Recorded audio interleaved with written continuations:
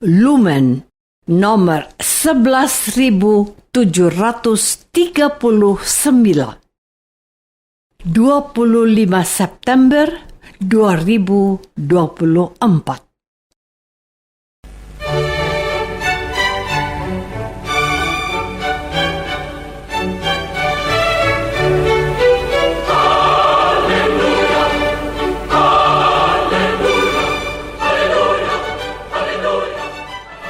Saudara pendengar di segenap penjuru tanah air, selamat bergabung dengan Lumen Indonesia. Lumen Indonesia, siap melayani Anda setiap hari. Saudara terkasih, marilah kita bersatu dalam Tuhan kita Yesus Kristus yang tidak berubah dahulu, sekarang, dan selama-lamanya. Allah Sang Maha Rahim mengasihi dan menerima sebagaimana adanya kita. Allah Bapa kita di surga senantiasa bersedia menolong, menghibur, dan meneguhkan kita dalam menghadapi segala permasalahan hidup sehari-hari.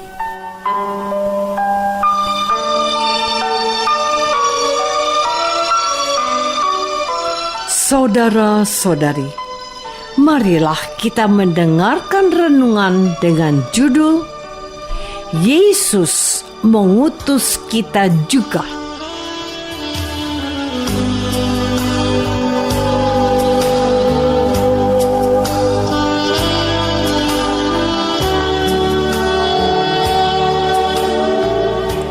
Yang berdasarkan pada Injil Lukas bab 9 ayat 1. Yesus memanggil ke-12 muridnya, lalu memberikan tenaga dan kuasa kepada mereka untuk menguasai setan dan menyembuhkan penyakit-penyakit. Ia mengutus mereka untuk memberitakan kerajaan Allah dan untuk menyembuhkan orang.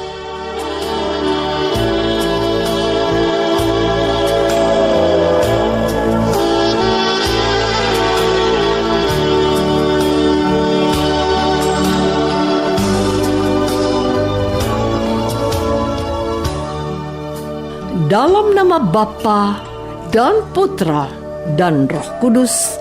Amin. Saudara-saudari terkasih dalam nama Tuhan Yesus Kristus. Pewartaan gereja pada hari ini mengarahkan perhatian kita pada perutusan ke-12 murid Tuhan Yesus. Mereka itu Petrus, Yakobus, dan Yohanes serta kawan-kawannya. Sebelum mengutus mereka untuk memberitakan kerajaan Allah dan menyembuhkan orang, Yesus memberikan tenaga dan kuasa, yaitu Roh Kudus-Nya, agar mereka dapat menguasai setan-setan dan sanggup menyembuhkan penyakit-penyakit. Lalu pergilah mereka, dan mereka mengelilingi segala desa sambil memberitakan Injil dan menyembuhkan orang sakit di segala tempat. Inilah situasi yang tidak lazim terjadi. Mengapa tidak? Karena biasanya Yesus sendirilah yang mengusir setan-setan itu, seperti ia mengusir setan dari orang-orang Gerasa, mengusir setan yang membuat orang tuli, dan lain sebagainya. Yesuslah yang menyembuhkan orang yang lumpuh. Ia mencelikan mata orang yang buta, dan masih banyak penyembuhan yang dikerjakan oleh Tuhan Yesus. Saudara-saudari terkasih, catatan yang bisa kita temukan dalam buku kedua Lukas, yaitu Kisah Para Rasul. Setelah Tuhan Yesus terangkat ke surga dan mengutus roh yang dijanjikannya atas para muridnya, tampillah Petrus dan kawan-kawan untuk mewartakan Injil Tuhan, menyembuhkan orang sakit, dan melepaskan orang yang kerasukan setan.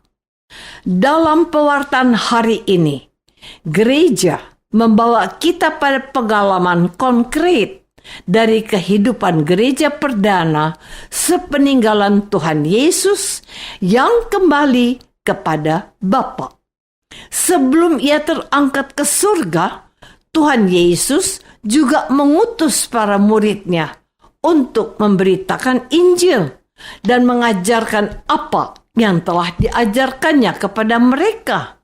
Mereka yang percaya harus mereka baptis dalam nama Bapa dan Anak dan Roh Kudus.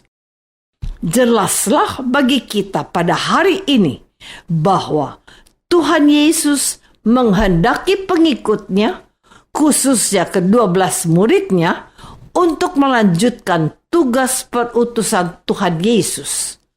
Untuk itu, mereka telah diperlengkapi dengan tenaga dan kuasa Roh Kudus yang diutusnya kepada mereka. Hal yang menarik untuk diperhatikan bahwa dalam perutusan itu mereka tidak boleh mengandalkan apa-apa kecuali penyertaan Yesus saja. Saudara-saudari terkasih, pada suatu hari saya berkunjung ke rumah orang tua dari seorang imam yang tempat tinggalnya satu lingkungan gereja. Imam muda yang masih balita itu tergolong istimewa dalam pandanganku. Ia dipilih Bapak Uskup untuk studi lanjut ke Roma untuk maksud misi yang lebih besar.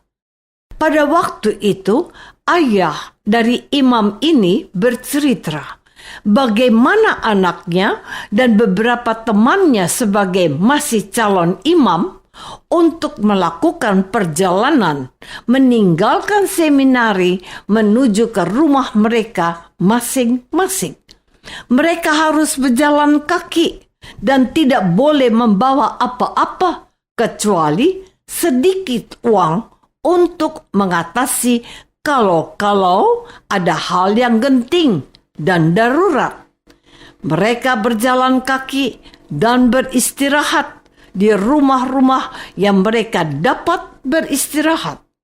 Mereka hanya menerima makanan yang diberikan oleh orang-orang yang menaruh perhatian kepada mereka. Hal itu tampaknya untuk menjadi pengalaman mereka mengalami apa yang dilakukan oleh Tuhan Yesus ketika ia mengutus para muridnya. Ayah imam itu berkata bahwa ia kasihan pada apa yang dialami oleh putranya, tapi ia bangga juga karena ternyata anaknya itu bisa menjalankan tugas perutusan itu dengan baik. Mengalami apa yang pernah dirasakan oleh para murid, para calon imam muda itu ditantang dan diuji apakah mereka akan setia kepada Yesus dalam serba kekurangan dan setia memikul salib jika kelak menjadi imam Tuhan. Saudara-saudari terkasih, saya ingin bertanya kepadamu, apakah relevansinya atau pentingnya perutusan para murid Yesus ini untuk kita dewasa ini? Para murid Yesus itu berasal dari kalangan nelayan, orang miskin, pemungut cukai, kaum selot, dan lain sebagainya. Mereka bukanlah orang terdidik seperti orang-orang Farisi yang menguasai ilmu agama dan hafal hukum Taurat. Kepada orang-orang seperti merekalah Tuhan Yesus menghendaki agar mereka melakukan apa yang pernah Ia sendiri lakukan. Mereka harus mewartakan Injil. Mereka harus mengusir setan. Mereka harus menyembuhkan orang-orang sakit. Apakah mereka bisa? Ya, mereka bisa, sebab Yesus telah memberikan tenaga dan kuasanya kepada mereka. Dewasa ini mungkin ada di antaramu yang dipilih, dipanggil, dan diutus untuk menjadi pengurus gereja, menjadi ketua lingkungan, ketua wilayah, prodiakon, dan rasul awam. Ketika seorang ibu muda yang pengetahuannya dianggap kurang, ia dipilih untuk menjadi prodiakon. Tanyanya, apakah saya bisa? Saya menjawabnya, mungkin Anda tidak bisa, tetapi Tuhan Yesus akan membuat Anda bisa, asalkan ibu mengandalkan Yesus dan kuasa Roh Kudus-Nya, bukan kemampuanmu. Yesus yang memilih kita. Ia juga akan menyelesaikannya pada waktunya dan memberkati kita sehingga kita tidak mendapat malu.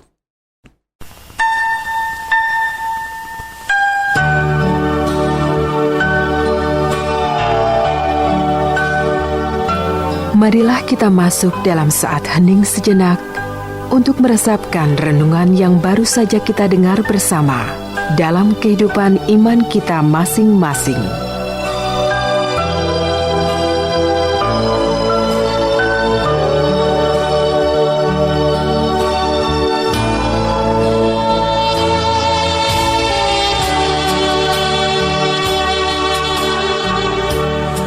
Apakah aku sudah menyediakan diriku untuk dipilih, dipanggil, dan diutus oleh Yesus? Marilah kita berdoa. Bapa yang Maha Baik, pakailah kami sebagai alat di tangan-Mu. Biarlah Yesus mempergunakan akal, tenaga, dan niat kami sesuai dengan kehendak-Nya, agar kami dapat menjadi berkat dan perpanjangan tangan-Nya. Dialah Kristus, Tuhan kami. Amin. Semoga kita semua selalu dinaungi dan dibimbing oleh berkat Allah yang Maha Kuasa. Dalam nama Bapa dan Putra dan Roh Kudus. Amin.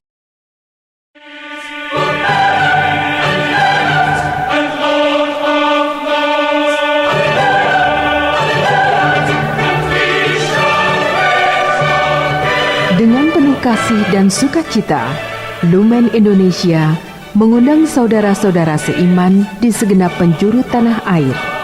Sekiranya ada tanggapan ataupun saran, kirimkan surat Anda ke Lumen Indonesia. Terima kasih atas perhatian Anda. Sampai berjumpa lagi dengan Lumen Indonesia pada waktu dan gelombang yang sama esok hari.